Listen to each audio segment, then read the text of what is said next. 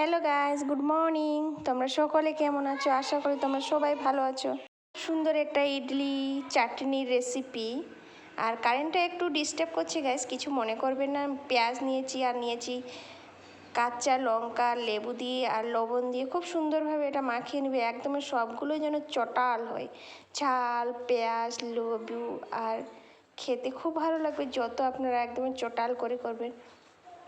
আর আমার তো মুখে জল এসে গেছে, কি বলবো। আর নিয়ে নিয়েছি গমের আটা, আর এর মধ্যে নিয়ে লবণটাও খুব সুন্দরভাবে দিতে হবে, দিয়ে একটা ভালো করে আমি বেলে নিচ্ছি। আর গ্লাসের মুখ দিয়ে আমি কেটে কেটে নিচ্ছি, তাহলে কী হবে, সহজেই আপনার ইডলি যে রাউন্ডটা সহজে হয়ে যাবে।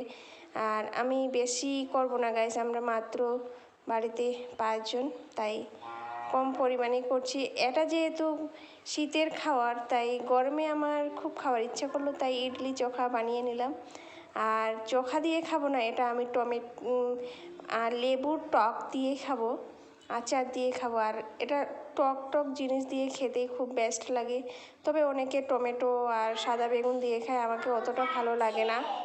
রাউন্ড হয়ে গেছে, আর এখন আমি তেল দিয়ে দিয়েছি, সাদা তেল, সরিষার তেল যাই আপনারা দিতে পারেন, অল্প নিচে দিয়ে দিবেন, তাহলে কী হবে, খেতে বেশি টেস্টি হবে। আর কেউ শুধু করে, আমাকে কিন্তু এই শুধুটা না চেয়ে একটু যদি হালকা করে তেল দিয়ে সেটা ফ্রাই করা যায়, সেটা কিন্তু বেশি টেস্টি লাগে খেতে।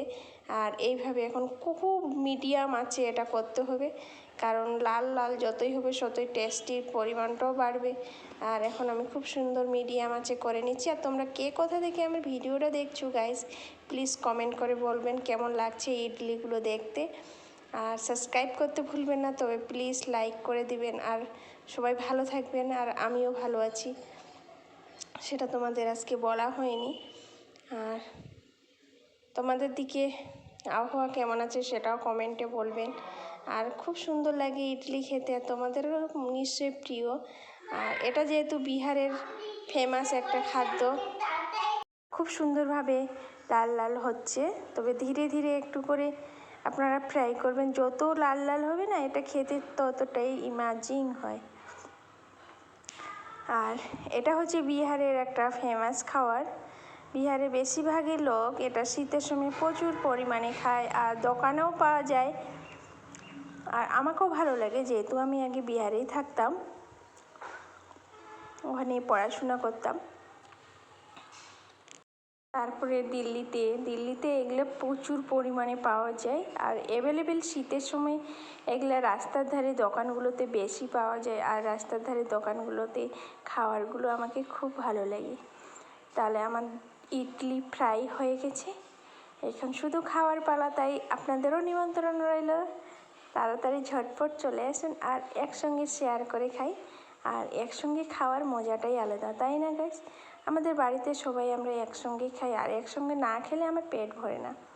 আর দেখো কত সুন্দরভাবে আমার ইডলি হয়ে গেছে। আর এটা আমরা খাবো লেবুর সঙ্গে, লেবুর টকের সঙ্গে। আর লেবুর টকের সঙ্গে খেতেও খুব হ্যাপি লাগে খেতে।